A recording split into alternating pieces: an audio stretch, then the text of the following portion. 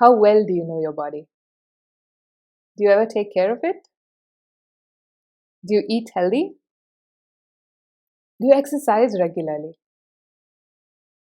Do you ever take time to dress up and look good for yourself? Do you ever take a day off away from all chores? Do you sometimes hit the spa? Do you have a hobby that relaxes you? Do you meditate sometimes to allow your mind some rest? Have you ever tried therapy?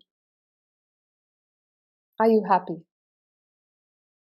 If your answer was no for at least three of the above questions, then I'd recommend you watch the rest of this video.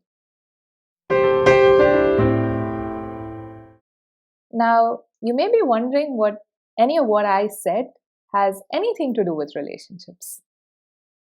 Before you build a relationship with someone else, it's really important that you build one with yourself. Last week, we spoke about why it is so important to love ourselves and take care of ourselves.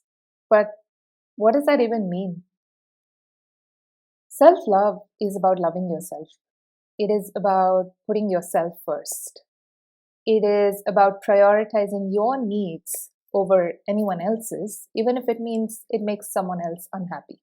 Yes, it is absolutely contrary to what you may have heard growing up, so you may not necessarily know where and how to get started. Self-love starts with acknowledging that you are an important stakeholder in your life.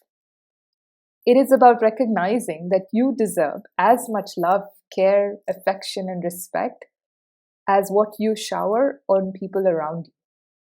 You're both your body and mind, and they need love and care. Nutrition, rest, exercise, sleep. It is about accepting yourself as a whole, with the good and the bad. Let's say you're 10 pounds heavier than you'd like. Remember that there will always be two people sitting inside your head. One that says that you must absolutely lose those 10 pounds, and another one that says you are great the way you are and you don't need to do anything. Now, self-love is about having the ability and confidence to discern which voice is coming from within and which one represents your external environment. Let's say you came out of a bad breakup.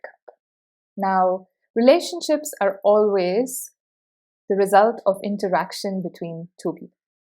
And so are breakups. Both parties contribute more or less equally to a relationship as well as its breakup.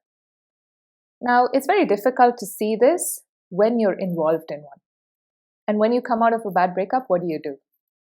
You either blame yourself for the crumbling of the relationship, or you blame your partner, or sometimes you oscillate wildly between these two, looking for answers, looking for closure, trying to understand why the relationship even failed.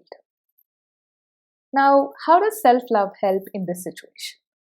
Self-love gives you the ability to distinguish between your actions and behavior and your personality and doesn't confuse the two.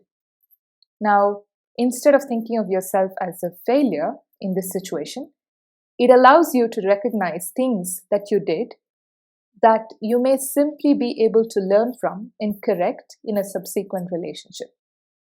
Whereas if you don't love yourself enough, it's very easy to fall into the trap of being either a victim or blaming yourself and looking at the situation as being a flaw in your personality versus certain actions that you took depending on the situation you were faced with.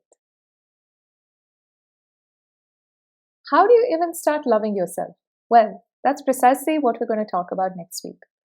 We're going to explore a few simple exercises that is going to help you learn more about yourself, especially in the context of relationships. This will help you in acknowledging who you are, and the self-awareness will set you on a path of loving yourself more. So do tune in, same time next week, to learn more about self-love and how to get started on this journey. If you haven't already subscribed to our channel, you may do so now by clicking the bell icon below.